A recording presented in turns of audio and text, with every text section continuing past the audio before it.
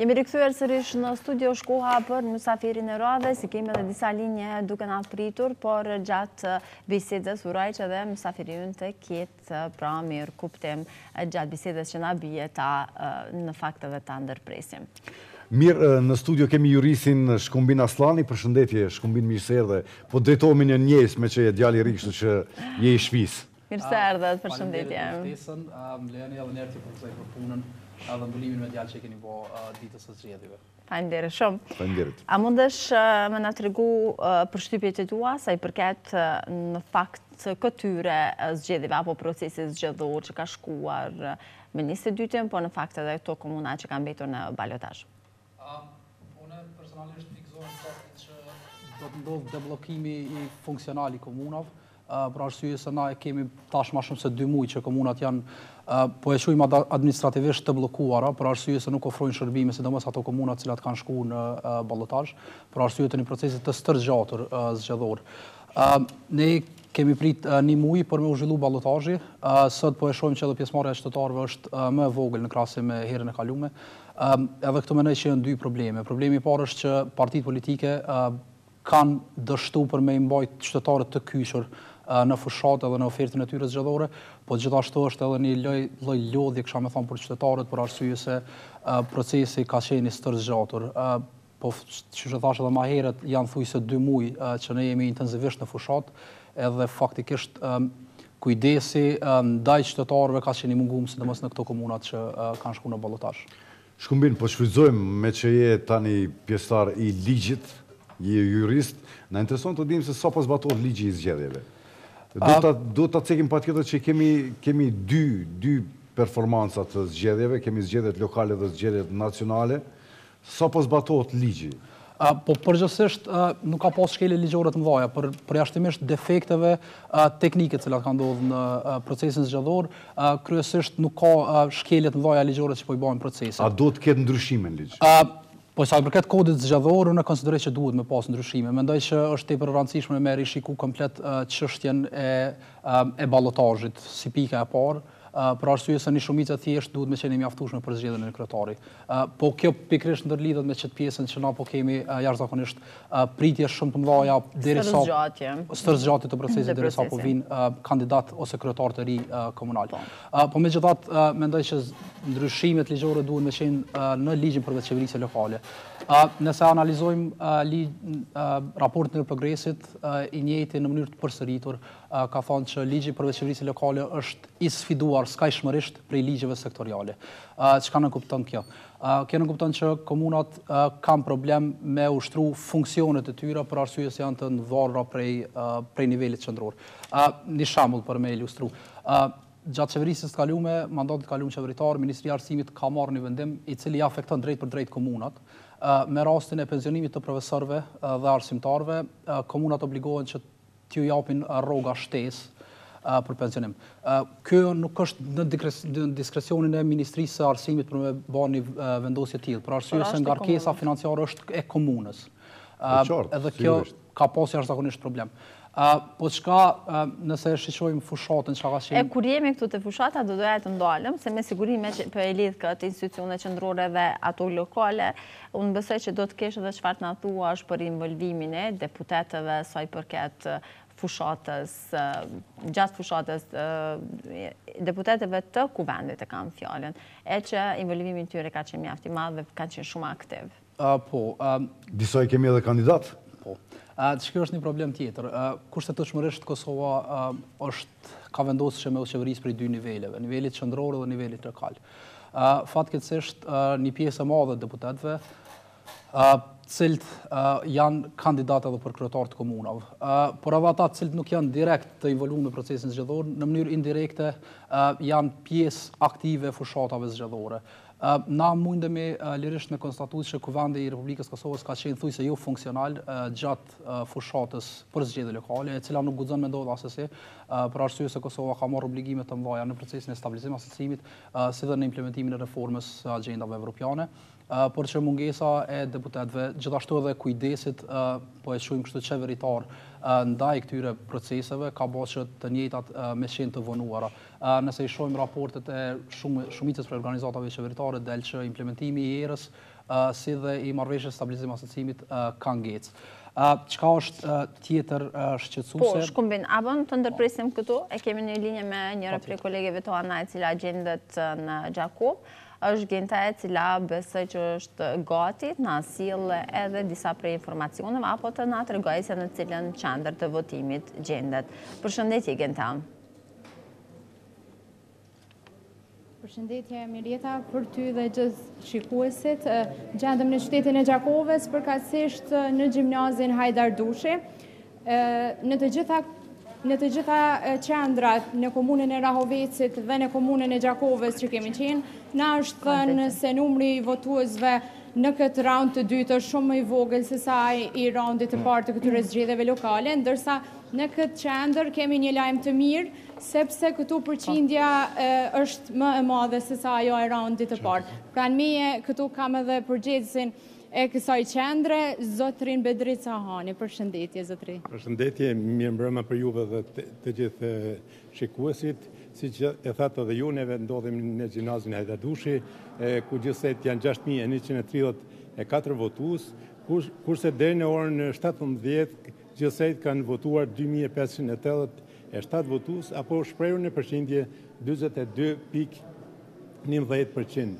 Krahasuar me 3 javë më parë, është 1.5% është numri më i madh i votuesve që kanë dalë në votime. Po frekuentimi orëve të fundit apo vret që është rritur? Është normal, si zakonisht, nuk ka ndonjë ndryshim, është normal. Me që është hera parë që po e vizitojmë këtë qendër gjatë ditës së sotme, a mund të na tregoni a ka filluar votimi me kohë që nga ora 7 dhe nëse ka pasur ndonjë parregullsi gjatë këtyre orëve? Çdo gjë ka filluar me kohë, gjithë komisionerët kanë qenë me kohë, qendra votimit është hapë në orën 7:00, edhe kryesisht nuk ka pas diçka të veçantë që duhet për ta përmendur. Faleminderit. Faleminderit, nasi. Të dashur shikues, ashtu si që thash në qytetin e Gjakovës dhe të Rahovecit, këtu komuna që ne mbuluam, numri i votuesve ka qenë shumë i vogël, edhe më i vogël sa ai rëndit të parë të këtyre zgjedhjeve. Ne për pak qaste do të marrim edhe përgjigjesin e DNV-s në këtë komunë dhe do t'ju njoftojmë për statistikat e fundit që ata i posedojnë. Faleminderit Genta shumë për këto informacione dhe po shohem që pothuajse në të gjitha komunat numri i qytetarëve që kanë dalë deri tani të votojnë është shumë i vogël. E kemi linjën tjetër, është Shqipja sërish nga një qendër e votimit të kryeqytetit. Përshëndetje Shqipe.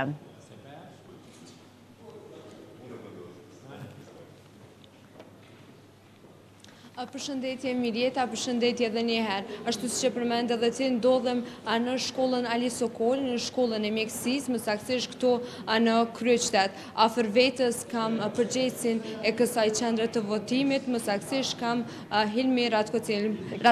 Përshëndetje zotri Ratkocerin. Përshëndetje. Përshëndetje dhe mirë se erdhët. Mirë se ju gjetën edhe juve. A na tregoni fillimisht a ka pasur fluks të madh të qytetarëve të cilët kanë ardhur në këtë qendër të votimit dhe kanë votuar? Po, deri në orën 15, gjithsej kanë votuar 1530 vetë. Mirë po pas orës 15 ka pas fluks të madh, që ende ne nuk kemi marrë shifrën e saktë sa kanë votu, po besoj që ju ka, domethënë rreth 2000 vetë deri tash kanë votuar. Tashmë ka filluar që pak minuta, do me thënë të bie dhe shia, apo vrehet që këtu atmosfera e qytetarëve të cilët po vinë, do me thënë të votojnë është pak më zëm, do me thënë apo i pengon, faktikisht shiu që të vinë të votojnë në këto pak minuta cilat kanë mbetur deri në përfundimin e procesit zgjedhor? Po shihet se pak ndoshta edhe po i pengon, por megjithatë ata që cilët kanë vendosur të vinë të votojnë, ata veç po vinë, po votojnë.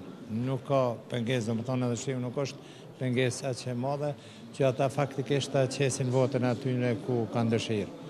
Zotri Ratkoceri, a keni pasur ndonjë parregullsi, a keni hasur në ndonjë parregullsi gjatë këtyre orëve të procesit zgjedhor në këtë qendër votime?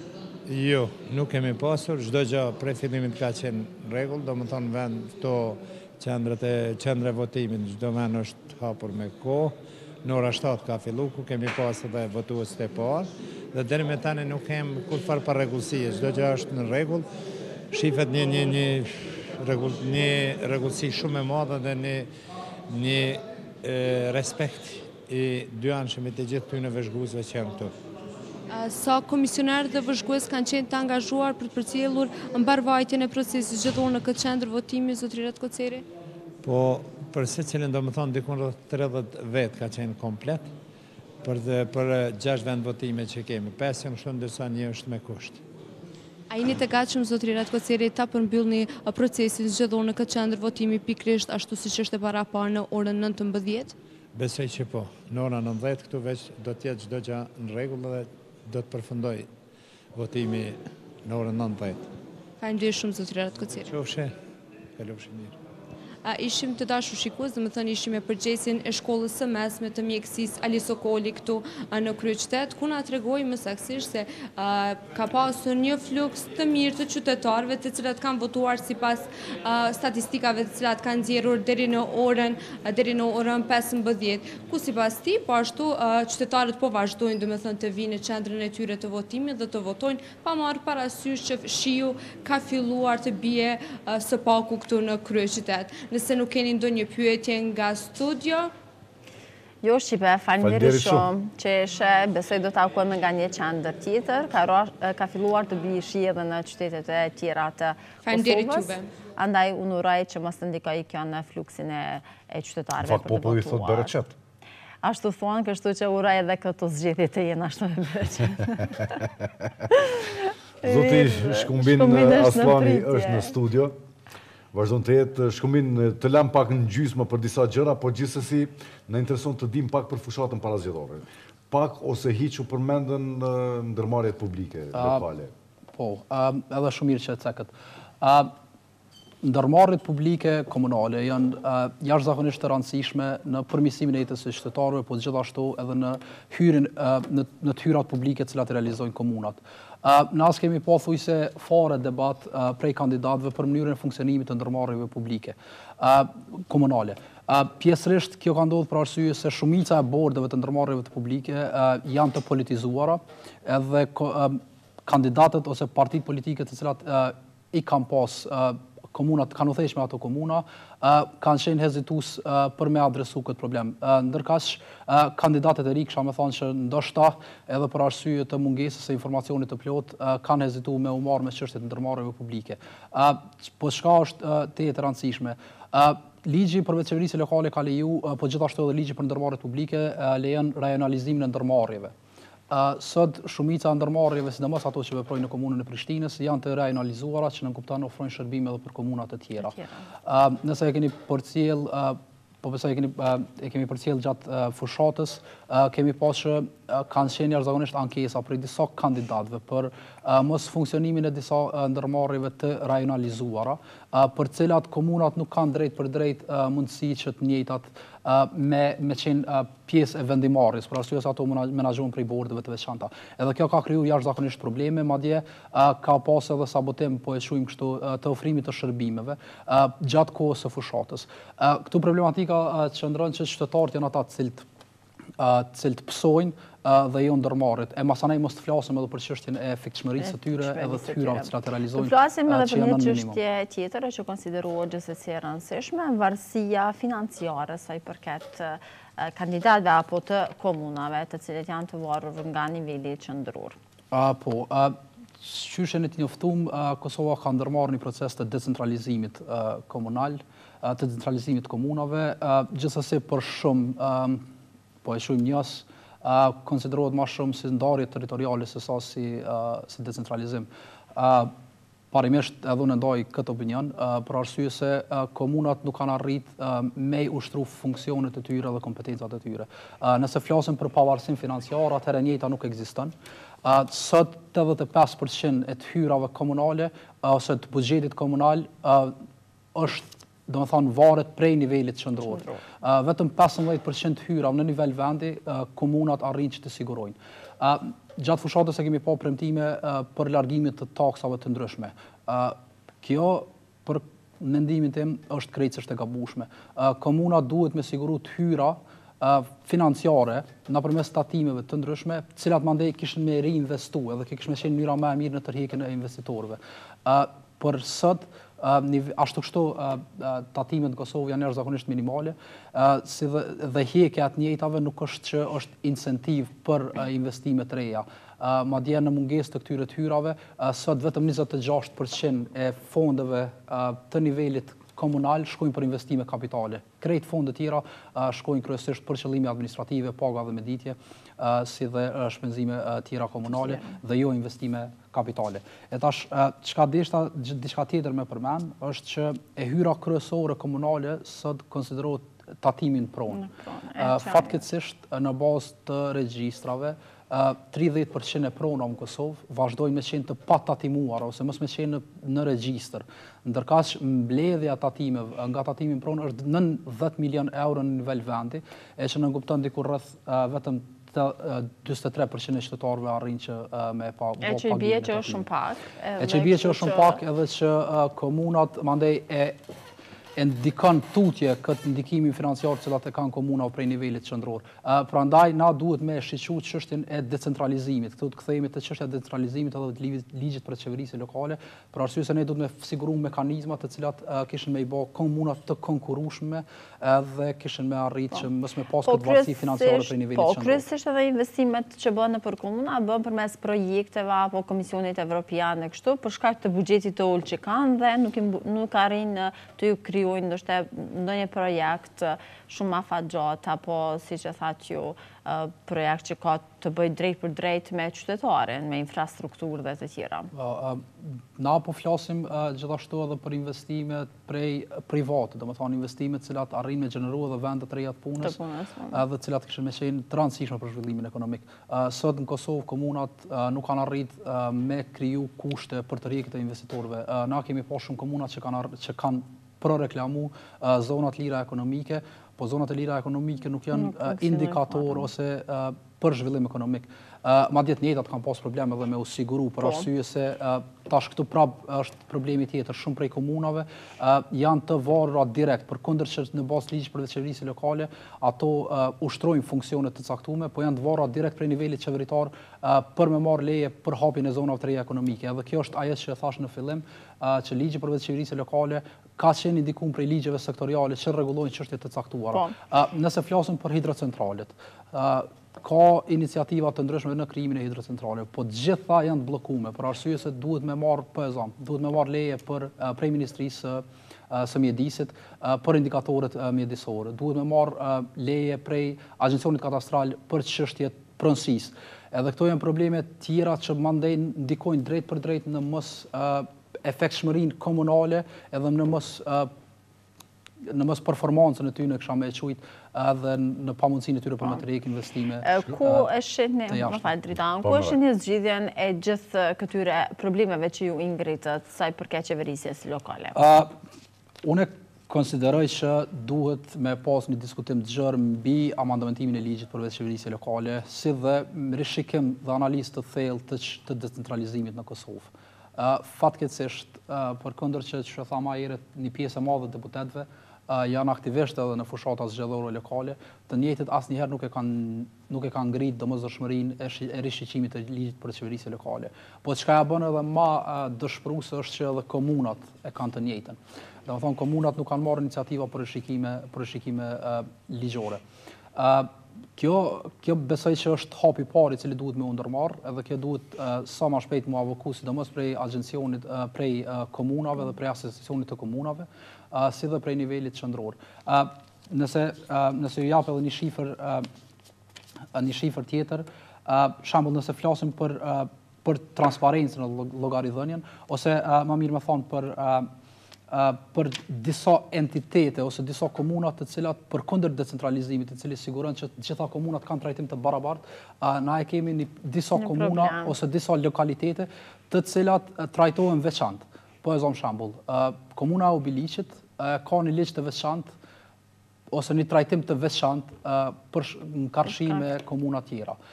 Komunat të cilat janë të banuara me shumicë serbe kanë trajtim të veçantë. Tash gjithashtu edhe me asociacionin e komunave serbe Për kundër vendimit të gjykatës kushtetuese, besoj që institucionet duhet të qenë jashtëzakonisht të përgjegjshme dhe të kujdesshme në draftimin e kompetencave të asociacionit, për arsye se e njëjti gjithashtu mundet me kriju një pabarabarësi, po e quajnë në aspektin e trajtimit të komunave. Komunat si Hoqa e Madhe, komunat të banuara me serbe ose lokalitetet të veçanta kanë trajtim të veçantë, edhe kjo automatikisht e prish parimin e barabarësisë së komunave në trajtim të veçantë. A do t'jenë të favorizuara tash nëse lidhim pushtetin lokal me pushtetin qendror? A do t'jenë të favorizuara komunat të cilat udhëheqën tani nga pjesëtarët që i takojnë koalicionit fitues PAN? Kjo është një çështje që gjithashtu deshta me ngrit. Po e zom, nëse shiqojmë ndarjen e investimeve... Ka ndikuar gjithsesi tek votuesi? Mund të ndikoj. Nëse shohim ndarjen e investimeve të nivelit qendror për nivelin lokal, siç e thash, vetëm 26% të investimeve ose të parës publike komunale shkon për investime kapitale. Krejt pjesa tjetër shkon nëpërmes nivelit qendror. Nëse bëjmë një kronologji dhe një krahasim të investimeve të nivelit qeveritar, shohim që të njëjtat janë jashtëzakonisht të politizuar. Që nënkupton, ato komunat të cilat kanë qenë të udhëhequra prej një partie të caktuar, kryesisht ato investime kanë shkuar në atë komunë. Domethënë, ka qenë kështu një farë vije drejt dhe komunat cilat kanë qenë... Apo në bazë të ministrave, sidomos të financave dhe të tjera, automatikisht të shkojnë edhe financa. I favorizojnë qytete prej nga vina, apo edhe komunat që mund të kenë të njëjtë vi politike. Po këtu nuk është problemi krejt, se këto janë vendime politike. Edhe është në rregull me qenë vendime politike. Problemi është te mekanizmat kontrollues. Na kemi dështu me kriju mekanizma kontrollues dhe po e quajmë rankim komunave për me i përfitu grantet ose investimet qeveritare. Edhe këtu është faji i gjitha partive politike parlamentare. Nuk është faji vetëm një partije politike cila arrin me i nda fondit për partinë e vetë. Problemi është më i thellë, është te mungesa e këtyre mekanizmave. Po çka tash është... Kush duhet të vëj rregull në fakt? Kush duhet të fillojë pari? Partitë politike parlamentare. Edhe këtu hyjnë gjitha partitë cilat kanë qenë pjesë e parlamentit në Kosovë, cilat ne jemi dëshmitarë që kanë udhëheqë edhe që nga procesi gjatë asherë asnjërs nuk i komenton. Po i kollajshëm, realisht i kollajshëm, vetëm edhe i gjatë. Kërkohet një iniciativë vetëm që... Po kërkohet një iniciativë, po këtu kanë dështu, se na po merremi, po ne e kemi pasur që shumica kandidatëve janë marrë me politika jashtëzakonisht të mëdha, madje kanë premtuar edhe buxhete miliardësh për komunën, ndërkaq nuk janë marrë me çështje thelbësore në të cilat kanë mundësi... Po ishin qesharake, Shkumbin, ishin qesharake këto premtime, kështu që... I kuptoi edhe votuesi, i kuptoi edhe qytetari. Jo realiste, edhe mendoj që kjo mundet me reflektu edhe në pjesëmarrjen e ulët të qytetarëve, për arsye se serioziteti i disa prej kandidatëve ndoshta kisha më thonë që nuk ka qenë jashtëzakonisht i madh gjatë fushatës, edhe mandej kjo ndikon ndoshta edhe në pjesëmarrjen e qytetarëve. Shpesh premtimet i bënin kryetarët e subjekteve e jo kandidatët të cilët po merrnin pjesë në garë. Kjo ishte pak e çuditshme edhe gjatë po premtonin gjëra megalomane në emër të komunës të cilën do ta ketë në dorë krejtësisht një person tjetër, apo jo? Po, që kjo është që niveli sigurisht. Niveli qendror ka qenë jashtëzakonisht i përfshim në fushat. Pra atë edhe kishte bllokad, faktikisht. Mundet, është njëri prej arsyeve kryesore, po mendoj të bllokadës e cila ka ndodhur kryesisht në nivelin qendror. Po çka është një element i rëndësishëm? Kuptohet që entuziazmi gjatë fushatës është i madh dhe partitë politike duhet me qenë të përfshime, po mendoj sidomos kryetarët e partive politike, për arsye se partitë politike kanë dështuar që me bëkshtë një farë decentralizimi të kompetencave edhe të vendimarrjes në parti. Po çka është edhe më shqetësuese është që partitë politike në koalicionet lokale ose kryetarët e komunave kanë jashtëzakonisht ende shumë ndikim. Përkundër që disa prej partive politike kanë të paktën shprehimisht, janë deklaruar që ne ju lajmë degëve mundësinë për me lidh koalicione, po megjithatë na mujna me pas që ndikimi i tyre është jashtëzakonisht i madh. Po ndikimi edhe është për bllokadat e proceseve komunale, sidomos në ato komuna ku ndërkohë është shkëputur apo është prishur koalicioni. Këtu është koalicioni në mes të partive në komuna. Në nivelin komunal, partitë kanë kriju bloqe. Për shembull, nëse flasim për komunën e Drenasit, e cila e përmbylli procesin edhe për atë arsye po e marrim si shembull, 14 kandidatë ose asamblejist janë prej Partisë Demokratike të Kosovës, ndërkaq 17 janë prej partive tjera opozitare. Mundësia e bllokimit të iniciativave të kryetarit është jashtëzakonisht e madhe, edhe partitë të cilat nuk e kanë shumicën në asamblejtë komunale e kanë jashtëzakonisht të vështirë çështjen e menaxhimit edhe të ecjeve të politikave. Herën e kaluar ne kemi diskutuar që asamblejtë komunale përkundër mundësive të mëdha ligjore që i kanë, asamblejësit nuk i kanë shfrytzuar të njëjtat edhe kjo ka qenë problematikë shumë e madhe për arsye se nuk i kanë orientuar investimet edhe planifikimin urban e cili është po e quajmë kushtetuta e komunës, edhe është pjesa marrë. Shkumbin, kam një lajm shumë karakteristik dhe interesant natyrisht, që dua edhe ta komentoj bashk. Edhe në balotazh thot komunat me shumicë serbe kryesoj me daljen votime. Edhe në balotazh komunat me shumicë serbe po dalin të jenë komunat me daljen më të madhe në zgjedhje. Në Klokot deri në orën 15 kanë votuar gati 42% e qytetarëve, kurse për rivotimin në Partesh kanë votuar mbi 38% e qytetarëve. Nga komunat me shumicë shqiptare, dalja më e madhe është në Shtime me mbi 30%, kurse vjen Prishtina me gati 29% të qytetarëve që kanë votuar. Ndryshe Prizreni del të jetë komuna me daljen më të vogël deri në orën 15, atje kanë votuar mbi 19% e qytetarëve. Si e komenton këtë dalje masovike të komunitetit serb dhe apo fuqizohet komuniteti serb në Kosovë? Përveç që është e habitshme, mos pjesëmarrja po e quajmë e shumicës shqiptare në zgjedhje, mendoj që duhet me shërbyer si pasqyrë për partitë politike. Mendoj që kjo është problemi kryesor. Duhet me pasë ku kanë gabuar në shtanë. Duhet me rishiku strategjinë e tyre karshi qytetarëve. Edhe struktura fakt patjetër. Kjo është po strukturat edhe gjithçka në partitë e tyre. Ndërkaq sa i përket pjesëmarrjes së serbëve, kisha pas shumë dëshirë me e kuptu të njëjtën si lloj të pranimit të realitetit edhe sovranitetit të Republikës të Kosovës. Po kam frikën që e njëjta po ndodh për shkak të direktivave të cilat njëjtët mundin me i marrë prej Beogradit, në këtë rast edhe prej qeverisë së Beogradit, për një lloj shtrirje të ndikimit më të madh, kur jemi edhe në pranë të konkretizimit të asociacionit të komunave serbe. Mendoj që duhet me e pa prej pikëvështrimeve të ndryshme, pjesëmarrjen e tyre, po kisha uru edhe kisha pas dëshirë që njëjta me qenë si lloj pranimi i cili po i bëhet institucioneve të Republikës së Kosovës edhe shtetit të Kosovës. Jemi krejt në fund, Shkumbin, me çfarë do ta përmbyllje? E cila do të ishte porosia juaj ndoshta me folëm pak më shumë për qeverisjen lokale? Përveç që apo dhe qytetarëve që të kërkojnë më shumë llogaridhënie. Kosova ka arritë që me e kriju një sistem në letër, po e quajmë në letër të përkrymë sa i përket zgjedhjes së kryetarëve, për arsye se vetë i zgjedhin të njëjtët edhe mundësia për me kërku llogaridhënieve prej të njëjtit është jashtëzakonisht e madhe. Niveli lokal është niveli kryesor qeverisës, kisha me thonë, për qytetarët, për arsye se i njëjti merret me jetën e qytetarëve, dhe qytetarët duhet masovikisht me ushtru të drejtën e tyre të votës. Prandaj, tash kur e kemi edhe një orë deri në mbylljen e vendvotimeve, qendrat e votimit, kisha me ftuar qytetarët që me dalë masovikisht në zgjedhje.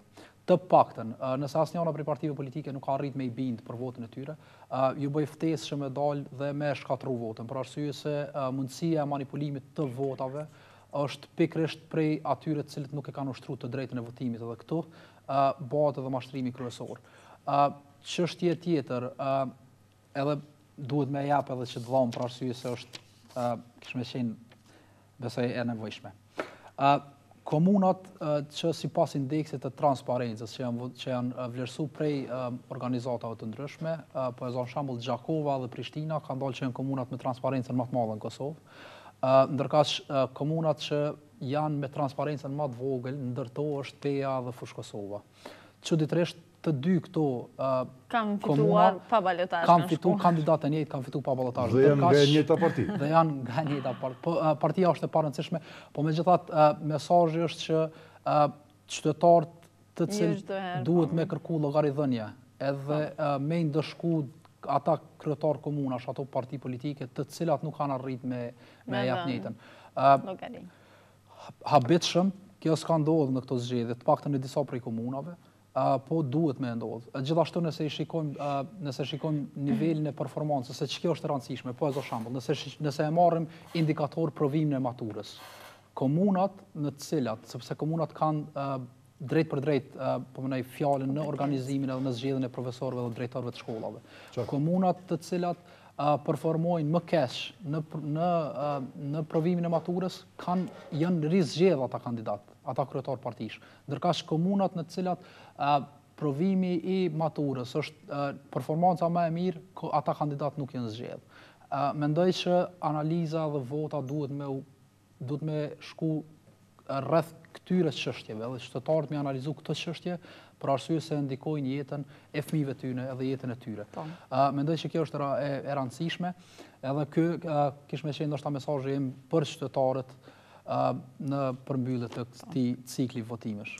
Faleminderit shumë që ishte edhe sot pjesë jona, dëshiroj punë të mbar. Uroj që mos takohemi për zgjedhje këtë vit, nuk kemi kohë. Në një muaj e pak kam mbetur. Jo, ma ajo do të ishte shumë lajm. Ajo do të ishte lajm. Atëherë vetëm se do të bajatose shumë nga zgjedhja. Faleminderit shumë edhe një. Besoj që koha është që kandidat me punu edhe me u kthy qytetarëve, ndërkaq për zgjedhje duhet patjetër me shku deri në ciklin tjetër. Ju faleminderit shumë për ftesën. Jeni të mirë se ardhur çdo herë. Ishte kënaqësi shumë.